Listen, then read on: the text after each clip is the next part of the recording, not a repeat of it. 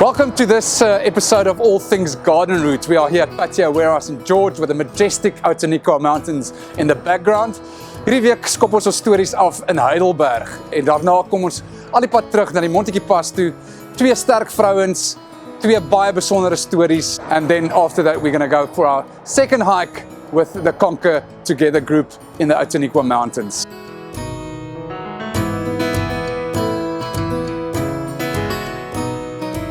Ek is Annalene Hartnick, gebore en getoe in Heidelberg, Kaap.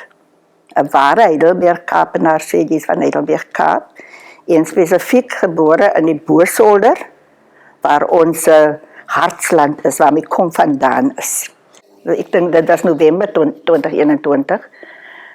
Toe het ons besef dat die kerk is besig om uitmekaar te val nadat ons koster vir ons kom sê het, hier is yslike krake in die mure. Die kerk het gebou het op daardie stadium seker al van 2011 af leeg gestaan. Niks het hier gebeur nie, so het letterlik gestaan en verwaarloos. En ons moet die redak met ons heeltemal oordoen, is nog nie klaar nie. Onze fondse is 'n bietjie skraps, maar ons doen wat ons kan.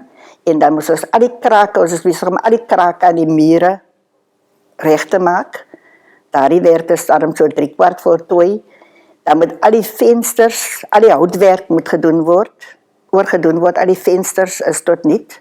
En dan, my oog is om al die banke, om weer banke in die kerk in te bring, sodat ons het kan gebruik vir, die kerk kan gebruik as aanbiddingsplek, nie noodwendig net vir ons kerk nie, maar dat ons het kan gebruik as 'n plek van aanbidding, maar ook dat ons miskien nie kan mooi troues laat hou.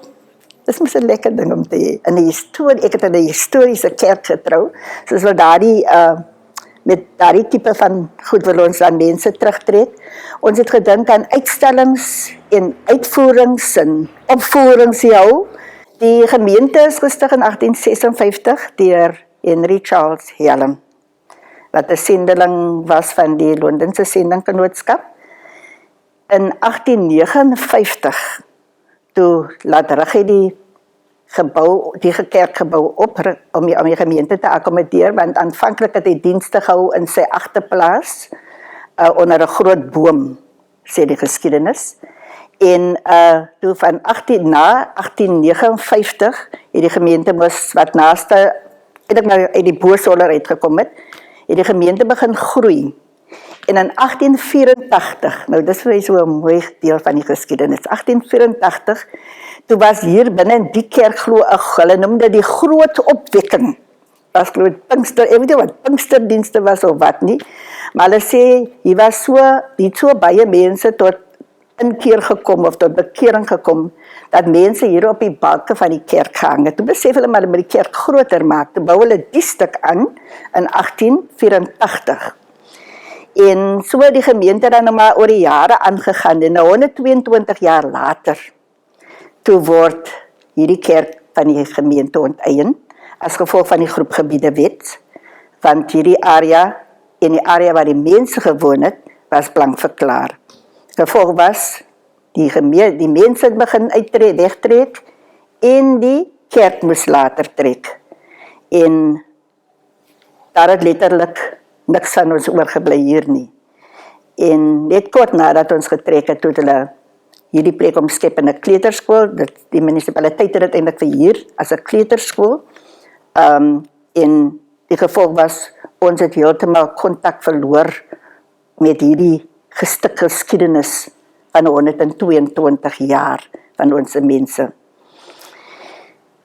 Gevolglik het die munisipaliteit in 2007, toe Gerda munisipaliteit, onder leiding van onze burgemeester, het toch besluit, kom ons gee die kerk, sowel as die skool, in goeie trou terug aan die gemeente. Maar gaan ons nou nie sin maak om nou terug te trek met die gemeente nie. Dis 4 km, ons moes aanvanklik trek 4 kilometer hier vandaan, om daar te gaan bou. Ons moes, daar's klomp dinge gesit in daardie nuwe gebou in. Die kerk is gevestig in die gemeenskap waar die mense woon. So dit sal geen sin maak om te sê die gemeente trek terug nie. Maar wat ons wel aan dink is, as ons die kerk terug het, as ons die kerk weer herbou het, sodat die gebruik kan word, dan kan ons van tyd tot tyd spesiale dienste hier kom hou. Veral wanneer ons 'n fees het, of, soos ek gesê het, iets spesiaals miskien nie wil doen. Maar ook dat die gebou tot voordeel van ons hele groter Heidelberg beskikbaar sal wees. Want hier bly ons praat nou van versoening, so iewers moet ons van versoening begin doen. Ons kan nie net praat, ons moet versoening begin doen. En as ons by daai punt is, dan dink ek begin ons doen wat die Here wil hê ons moet doen. Ons besef ook dat hierdie plek kan ook die plek wees om weer mense by mekaar te bring, om hierdie dorpse mense by mekaar te bring en te sê, kom ons gaan vorentoe en doen dinge saam. Ja, ek dink miskien die feit dat ek groot geword het in 'n plek wat hulle sê, maar it takes a village to raise a child, nee? Ek het groot geword in 'n omgewing waar mense omgegee het vir mekaar, waar ons 'n soort van 'n Ubuntu met 'n styl van lewe gehad het. Wat die kerk aan betref, my groot passie vir die kerk sal bly om betrokke te wees. Want ek glo dat die kerk is die fondasie, die Here skep vir ons die fondasie waar ons mense moet intrek en sê, by die plek is jy welkom, hier gaan al so 'n bietjie aan jou gewerk word. Hierdie is 'n Heidelberg ding, en hierdie is 'n groter saak as wat ons dink wat dit is.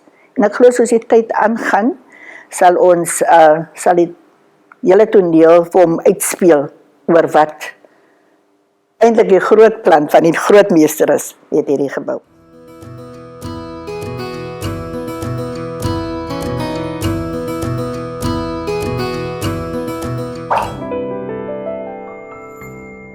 Ek is Gerda Stolz, ek kom uit Pretoria uit en ek het in 'n huis groot geword waar kultuur baie belangrik was. Ek dink my ouers het 'n baie groot invloed op ons kinders gehad met musiek, met die versameling van mooi ou goed, en toe ons nou die geleentheid kry om hierdie projek aan die gang te kry, was dit maar my passie vir mooi ou goed en om te bewaar. So ons het die hele geskiedenis van die Tolhuis het ons toe nou opgespoor, wie was die eerste tolmeesters, hoe het hulle gelewe hier, want dit is die belangrike goed wat 'n ou wil weet. En die geskiedenis is vir my belangrik, nie soseer die datums nie, as die kultuuraspek daarvan. Hoe die mense gelewe hier, wat se klere het hulle aangetrek, wat se kos het hulle geëet.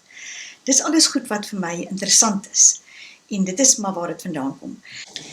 Die Tolhuis is gebou, dieselfde jaar wat die pas gebou is, vermoed ons maar, ons kon baie min planne opspoor daarvan, by die Kaapse argiewe en so aan. Met ander woorde, tussen 1845 en 47 is die pas gebou. Nou, dit baie interessant van die pas is dit, baie mense dink dit is 'n beinspas, maar die pasbouer, of die argitek wat hiermee gewerk het, was Henry Fancourt White. En die Tolhuis is gebou sodat hier 'n tolmeester en sy gesin kon bly. Nou, ons het opgespoor oor die tyd van plus minus 80 jaar wat dit as 'n tolhuis gebruik was hier omtrent 7 tolmeesters wat met hulle gesinne hier gewoon het. 'n Baie eenvoudige huisie wat 3 vertrekke gehad het, 'n voorhuis waar ons nou in sit, en dan 'n slaapkamer wat in die middel was, en dan die agterste deel was 'n kombuis leefarea. Mense het hier gelewe soos op 'n plaas, so hier was 'n melkkoeie buite, 'n paar hoendertjies, varkies wat hier rondgehardloop het. Dis natuurlik die tyd van ossewaans, perdekarre, wat die pas gebruik het, so die tolmeester se groot werk was, dan om geld in te samel by die pasgangers hierso, en dit het gewerk dat hulle moes tolgeld betaal. Tol was 2 pennies vir elke wiel van die wa, 1 penny vir elke trekdier en 'n halwe penny vir elke ander dier. Maar, as jy 'n perd met 4 wit pote het, dan kan hy gratis deur die tol gaan. En dis wat die kultuur so interessant maak, is dat dis waar 'n spreekwoord vandaan gekom het, om witvoetjie te soek. So dis nou maar deel van die togryers. Die togryers het hier gebly tot 1918. Daarna was hierdie plek toe nog gebruik as 'n brandwagtershut. Onthou die ou Kraddockroete wat in 1812 gebou is, was so erg dat hy vervang moes word met die Montagu pas. En daarna, toe dit nou 'n brandwagtershut word, het die spoorlyn ontstaan, want die spoorlyn was in 1912 gebou. En van al die kole wat uitgeval het uit die lokomotiewe, het die veld dikwels aan die brand geraak. Later jare was hierdie as 'n privaat woonhuis uitverhuur deur die munisipaliteit en aan die einde van die 70er jare het dit toe 'n erfenisstatus gekry. En dit lyk my wat toe gebeur het, is die gebou is toe half afgeskryf, hy het 'n mooi plaatjie teen sy muur gekry, maar niemand het meer regtig omgegee wat hier gebeur nie. So hy het vir plus minus 20 jaar het hy leeg gestaan. En dis waar ons toe nou begin het met die hele restaurasieprojek. En ons het toe die plek laat registreer as 'n nie winsgewende organisasie, want die hele idee was nog altyd gewees om hier te bewaar en te restoreer. Ons het toe nou 'n paar van ons meubelstukkie hiernatoe gebring, ek van my persoonlike goed, want die FHK het laat weet dat hulle wil vir ons 'n toekenning kom gee oor die restaurasiewerk aan die ou gebou self. Nou vir die geleentheid het ons toe nou 'n klomp hoogwaardigheidsbekleers het ons genooi om te kom kuier, en ons het die Tolhuis toe nou amptelik geopen, en ons het gedink ons gaan nou op 'n voltydse basis begin pannekoek en koffie bedien hier, net want ons het bedryfskoste wat 'n mens moet dek, die terrein moet onderhou word, ons wil daarom een van die ander drome ook laat waar word, soos ablusie wat moet ingerig word, die moet parkeerplek wees, die terrein moet ontwikkel word, so 'n paar goed het toe nou in plek gekom, baie funksies, baie konserte aangebied, ons het 'n pragtige antieke klavier gehad, wonderlike ou meubelstukke, en toe in 2018 het hier 'n verwoestende veldbrand hier in Herald ontstaan, en hy het vir 4 dae het hy hier op die bergkruine gehuiwer. En toe die maandagoggend is hy met 'n verskriklike bergwind afgedryf en niks kon omkeer nie. Dit was soos 'n inferno en die vlamme het absoluut hierdie Tolhuis met sy kosbare inhoud binne 15 minute verswelg. Maar die wonder daarvan was dat die geelhoutboom wat hier buitekant staan en die klein waanhuisie wat ons as ablusie gebruik het, wel die geelhoutboom is totaal verwoes, maar die klein waanhuisie het oorleef. So die Dinsdag toe ek en die klomp vriende hier kom opruim, en dis natuurlik net sinkplate die hele wêreld vol, toe sê ek vir hulle, maar die liewe Here het nou vir ons die klein waanhuisie gespaar, so kom ons begin Saterdag pannekoek bak. Wie te pan en wie bring 'n gasstoofie en wie maak die deeg? En so het ons onmiddellik op die as of die brand van die naweek het ons toe nou begin om weer pannekoek en koffie te bedien. Ons het ongelooflike ondersteuning van die gemeenskap gekry. En hulle het vir ons kom ondersteun met fondsinsamelings, met geld. Hier is toe baie konstruksieskade ook aan die gebou gewees. En toe het ons weer borgskappe begin soek vir 'n nuwe dak, vir 'n nuwe vloer, vir vensters. Intussen tyd het ons uit die klein waanhuisie uit, op naweek het ons toe pannekoek en koffie bedien. Ons het soveel skenkings begin kry, dat ek later nie meer plek by my motorhuis gehad het om enige iets te stoor nie. Want toe die mense, toe die publiek sien, maar ons is weer besig met die heropbou van die Tolhuis vir die tweede keer, het hulle oupa se stoel en ouma se tafel en 'n pragtige orgel, en die goed het net begin by mekaar kom. Ons moes 'n vraghouer op die terrein kry, om alles in te stoor. Ons het toe ook die diens van 'n klipkapper gekry, want die pleister aan die binnekant het alles afgeval, van die geweldige hitte. Elke jaar met erfenisdag, het ons natuurlik groot feeste hierso, dan nooi ons die veteraan motorklub, hulle kom parkeer hulle motors hierso, ons bedien tradisionele kosse soos vetkoek en maalvleis, en ons maak potjiekos, en mense begin al meer en meer in groepe hiernatoe kom. So dit is 'n kultuurprojek uit die gemeenskap vir die gemeenskap.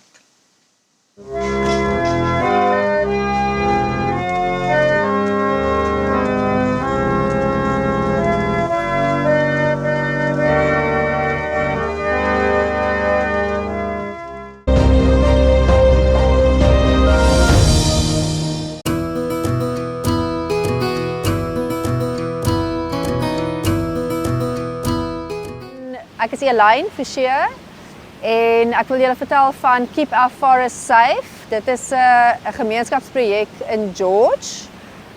Ook kort noem ons dit KOFS, K-O-F-S. Julle kan kyk, daar's 'n Facebook page.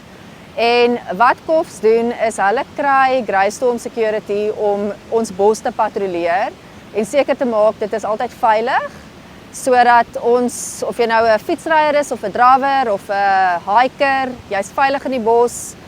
Jy kan weet jy's veilig. Daar's 'n paar insidente gewees in die verlede, maar vandat KOFS aktief besig is en Greystorm hulle patrollies doen, is dit baie veiliger in ons bos. So ons het die amazingste omgewing en roetes op wat ons kan stap en draf, so dit is net baie lekker om te weet jy kan dit doen en dit is veilig. En dan wat ons nou ook wil doen met Kofs is 'n add-on is Keep Our Forest Clean, waar ons wil uitgaan en met ons stappe 'n familiehike doen en dan ook sommer vir elkeen 'n swart sak gee om seker te maak ons maak die plek mooi skoon en ons hou dit skoon. So kyk asseblief in die toekoms op die Facebook page Keep Our Forest Clean en ook op ons Facebook page Conquer Together en ons sal die inligting daar vir julle deurgee. Dankie. Thank you so much for watching this episode of All Things Garden Roots. Ons is hier by die lieflike Pepsi pools. Thank you so much to our partners, Algoa FM and group editors. And thank you so much to our sponsors, Patio Warehouse, High-Tech South Africa, I'm Not Plastic. See you in the next episode and live simply, travel light.